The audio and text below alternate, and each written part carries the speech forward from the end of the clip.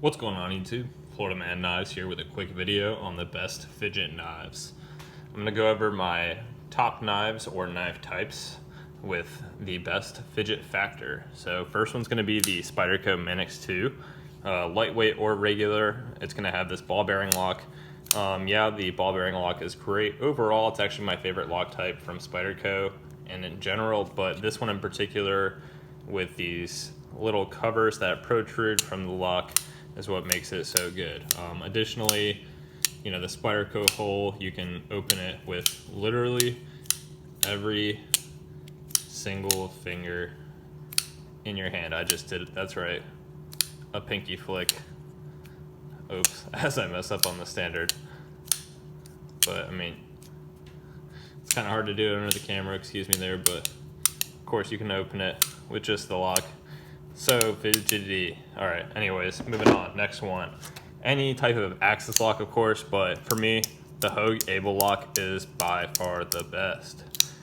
So smooth, so smooth. If you watch my review video on this, I can't stop opening it in that review video. Sorry for that. Same fidget factor as far as opening and closing of the Spyderco Manix2, but you know, the only reason I put this below it is because the Manix2 has the thumb hole, which you can just open it so many ways. I mean, I can sit here and open it and close it without, you know, it's where this is a little bit more, I mean, yeah, you can Spidey flick it and whatnot. Moving on, you know, the actual Benchmade bug out with the actual axis lock. You know, really good, just not quite as good as the Able lock from Hogue. You know, next thing, any type of flipper. I've had lots of flippers. You know, just depends on the opening and closing mechanism. You know, a lot of them will have different closings from the frame lock. Some of them you can even get with a compression lock. So that leads me to my next one. You know, the Spyderco compression lock, really fidgety.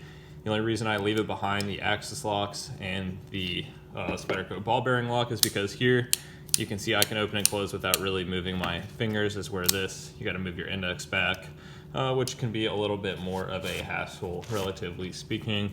You know, if you wanna step into a smaller one, maybe it's a little bit easier to use just the compression lock to open and close the knife. Of course, the next big one, if you're wondering, where's it at? Why not? OTFs, right? Super fidgety, in, out, in, out, in, out. Probably shouldn't have said that, but anyways, really fun for sure. Definitely perhaps the most annoying knife that you can get if you've got a significant other, except for maybe a battle song.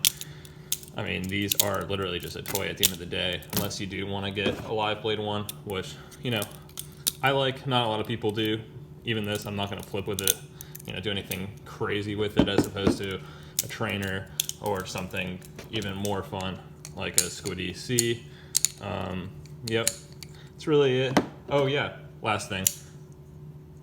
What are you saying? You're saying Lockback as a fidget knife? I mean, yeah, you know, even in the bigger Lockbacks, you know, they can be really fidgety and stuff, but for me, a small Lockback is what I'm saying here, just because it's, I don't know, it's really easy to control, manipulate in your hands.